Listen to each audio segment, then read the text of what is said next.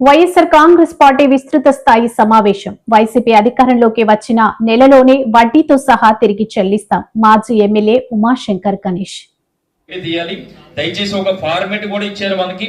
మరి ప్రతి వాటిలో కూడా ఈ ఫార్మేట్ ఉంది. అదేంటంటే చంద్రబాబు మోసాల వల్ల మీకు కలిగిన నష్టం అంతా అని చెప్పి ఒక వార్డుకి 10 మంది ఇలాంటి ఫార్మ్స్ కూడా మీకు ఇస్తామండి.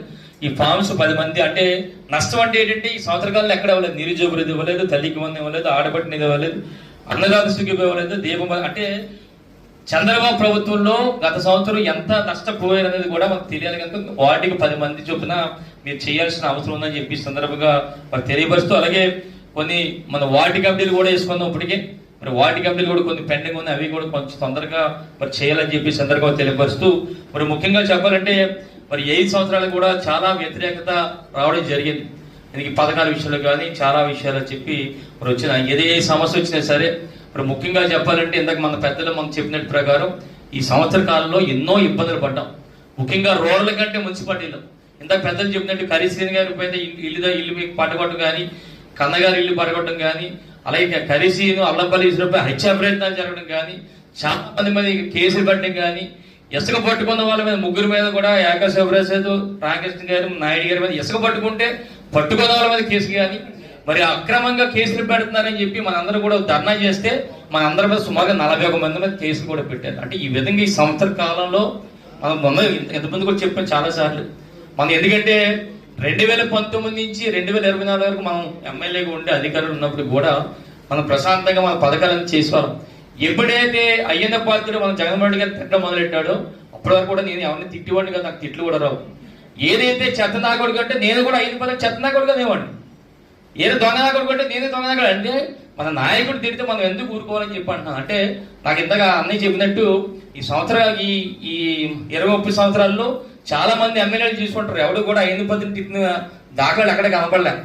ఏదైతే జగనన్న తిట్టారో తట్టుకోలేక మనం తిడుతున్నాం. ఇప్పటికీ కూడా ఈ సంవత్సర కాలంలో చాలా పాఠాలు నేర్చుకోని చెప్పి ఎంతమంది చెప్పాం ఈ సంవత్సరం. ఎందుకంటే హత్యా ప్రయత్నాలు, దాడులు, అక్రమ కేసులు చాలా పెడుతున్నారు, అన్ని కూడా నోట్ చేసుకుంటున్నాం.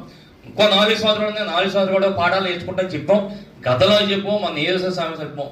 ఇవన్నీ కూడా ఎట్టి బస్సులు వదలం మనం. ఎందుకంటే ఈ రోజు మనం పార్టీని నమ్ముకొని మన పార్టీ కార్యకర్తలని, నాయకులను ఇబ్బంది పెట్టినప్పుడు మనం ఎందుకు ఆగుతాం?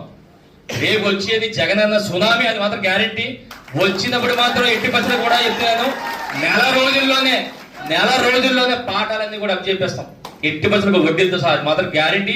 ఇది నాది భరోసా అని చెప్పి సందర్భం తెలియబడుతుంది. ఇదే కాదు, రాష్ట్ర వ్యాప్తంగా కూడా అందరూ కూడా ఎదురు చూస్తున్నారు.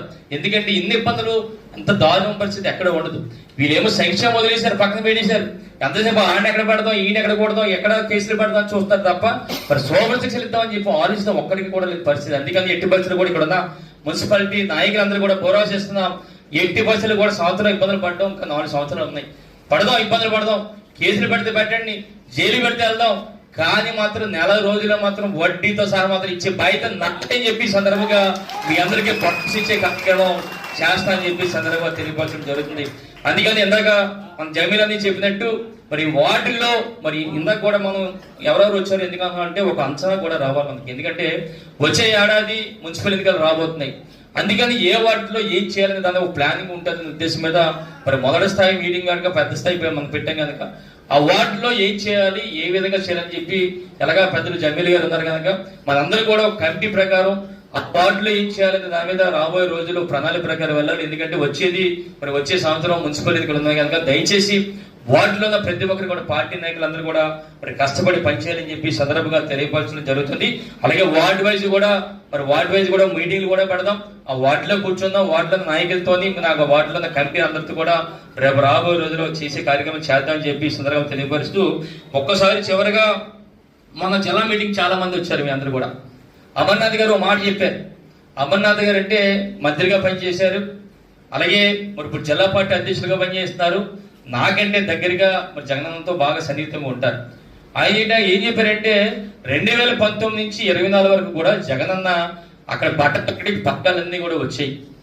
ఏమన్నారంటే వచ్చే ఎన్నికల్లో జగనన్న ముఖ్యమంత్రి అయిన తర్వాత ఇక జగనన్న ముఖ్యమంత్రి అయితే జగనన్న బట్టతో వార్డులో ఉన్న పార్టీ నాయకులు, కార్యకర్తల కార్యక్రమం చేస్తారని చెప్పి ఒక భరోసా ఇవ్వడం జరిగింది. అందుకనే రేపు రోజుల్లో మీ వార్డుల్లో మీ పార్టీ నాయకులు కార్యకర్తల ద్వారానే ప్రతి పథకం ప్రతి అభివృద్ధి కార్యక్రమం కూడా చేస్తారు.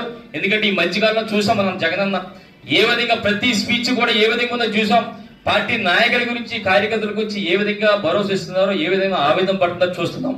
అందుకని రేపు రాబోయే రోజుల్లో ఎట్టి పరిస్థితులు కూడా వార్డులో ఉన్న ప్రతి నాయకుడికి ప్రతి కార్యకర్తకి కూడా మంచి భవిష్యత్తు ఉంటుంది, మంచి ప్రియారిటీ ఉంటుంది. మీ ద్వారానే పథకాలు వస్తాయి, మీ ద్వారానే అభివృద్ధి చేస్తా అని చెప్పి మరి మీ ద్వారా అందరికి కూడా భరోసా ఇచ్చి